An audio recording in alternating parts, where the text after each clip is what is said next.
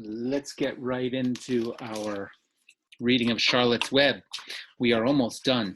2 more chapters. In our last chapter, The Hour of Triumph, our friend Wilbur was honored, given a prize, and really recognized for his greatness. And now we are reading chapter 21. It is called Last Day. Let's see what's happening with Charlotte now that we know what's happening with Wilbur. Chapter 21, Last Day. Charlotte and Wilbur were alone. The families had gone to look for Fern. Templeton was asleep. Wilbur lay resting after the excitement and strain of the ceremony. His medal still hung from his neck. By looking out the corner of his eye, he could see it. "Charlotte," said Wilbur after a while, "why are you so quiet?" "I like to sit still," she said. "I've always been rather quiet." "Yes, but you seem specially so today. Do you feel all right?" "A little tired, perhaps, but I feel peaceful. Your success in the ring this morning was, to a small degree, my success. Your future is assured. You will live secure and safe, Wilbur. Nothing can harm you now.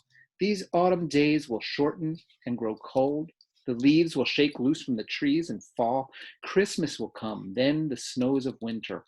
You will live to enjoy the beauty of the frozen world. For you mean a great deal to Zuckerman, and he will not harm you, ever. Winter will pass, the days will lengthen, the ice will melt in the pasture pond. The song sparrow will return and sing. The frogs will awake.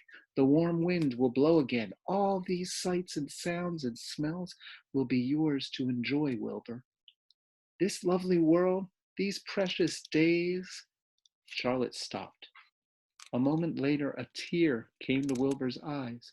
"Oh, Charlotte," he said, "to think that when I first met you, I thought you were cruel and bloodthirsty." When he recovered from his emotion, he spoke again. "Why did you do all this for me?" he asked. "I don't deserve it. I've never done anything for you." "You've been my friend," replied Charlotte. "That in itself is a tremendous thing. I wove my webs for you because I liked you. After all, what a life anyway. We're born, we live a little while, we die. A spider's life can't help being something of a mess with all this trapping and eating flies. By helping you, perhaps I was trying to lift up my life a trifle. Heaven knows anyone's life can stand a little of that." "Well," said Wilbur, "I'm no good at making speeches. I haven't got your gift for words, but you have saved me, Charlotte, and I would gladly give my life for you. I really would." "I'm sure you would, and I thank you for your generous sentiments." "Charlotte," said Wilbur, "we're all going home today. The fair is almost over. Won't it be wonderful to be back home in the barn cellar again with the sheep and the geese? Aren't you anxious to get home?" For a moment, Charlotte said nothing. Then she spoke in a voice so low Wilbur could hardly hear the words. "I will not be going back to the barn," she said. Wilbur leapt to his feet. "Not going back?" he cried. "Charlotte, what are you talking about?"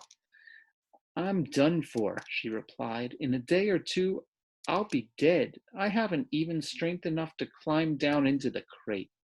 I doubt if I have enough silk in my spinnerets to lower me to the ground." Hearing this, Wilbur threw himself down in an agony of pain and sorrow. Great sobs racked his body. He heaved and grunted with desolation. "Charlotte," he moaned, "Charlotte, my true friend." "Come now, let's not make a scene," said the spider. "Be quiet, Wilbur. Stop thrashing about." "But I can't stand it," shouted Wilbur. "I won't leave you here alone to die. If you're going to stay here, I shall too." "Don't be ridiculous," said Charlotte. "You can't stay here. Zuckerman and Lurvy and John Arable and the others will be back any minute now, and they'll shove you into that crate and away you'll go. Besides, it wouldn't make any sense for you to stay. There would be no one to feed you. The fairgrounds will soon be empty and deserted." Wilbur was in a panic. He raced round and round the pen. Suddenly, he had an idea. He thought of the egg sack and the 514 little spiders that would hatch in the spring. If Charlotte herself was unable to go home to the barn, at least he must take her children along. Wilbur rushed to the front of the pen. He put his front feet up on the top of the board and gazed around. In the distance, he saw the Arables and the Zuckermans approaching.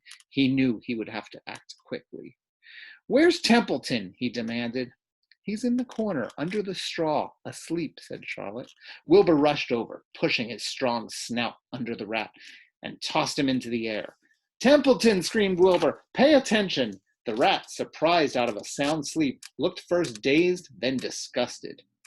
"What kind of monkey shine is this?" he growled. "Can't a rat catch a wink of sleep without being rudely popped into the air?" "Listen to me," cried Wilbur. "Charlotte is very ill. She has only a short time to live.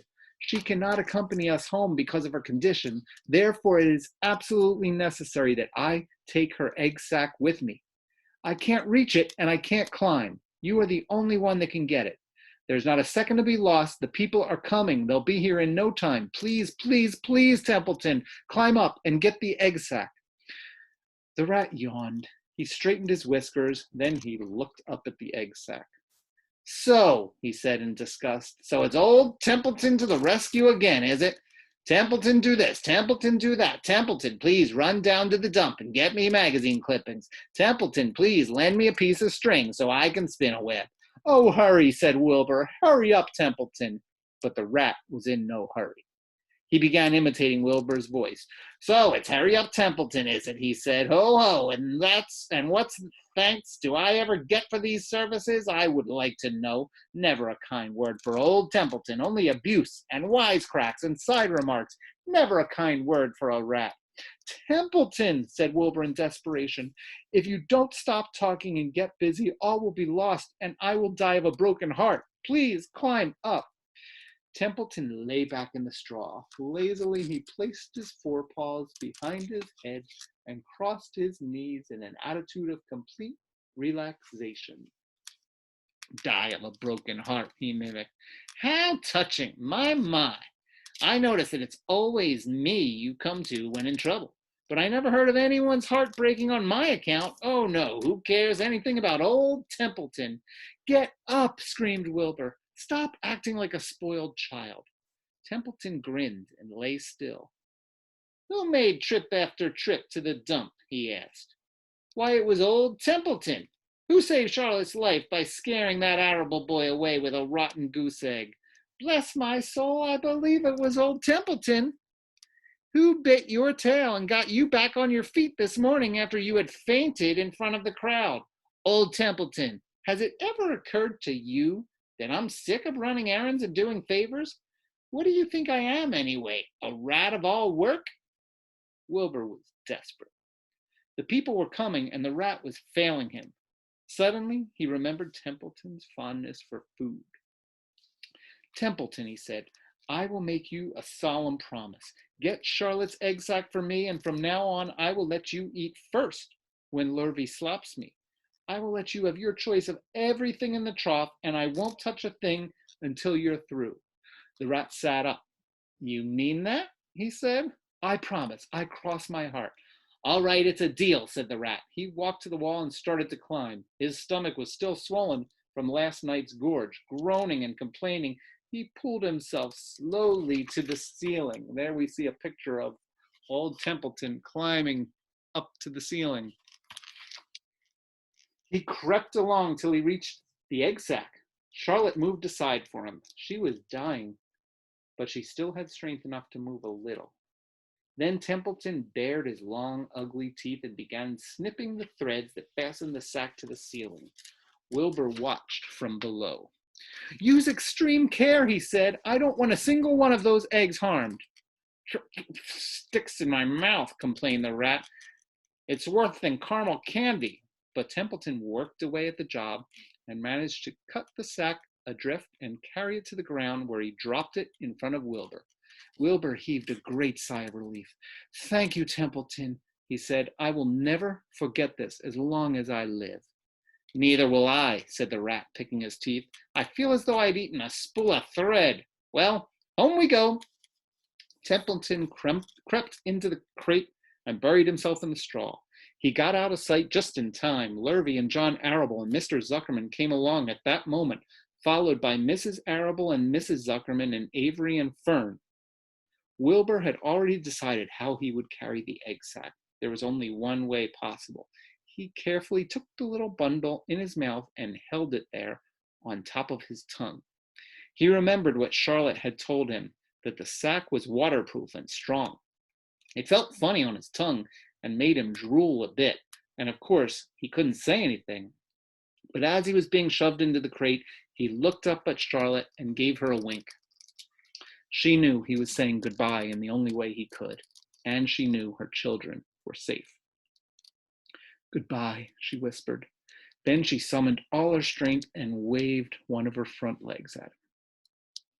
She never moved again. Next day, as the Ferris wheel was being taken apart, and the race horses were being loaded into vans, and the entertainers were packing up their belongings and driving away in their trailers, Charlotte died.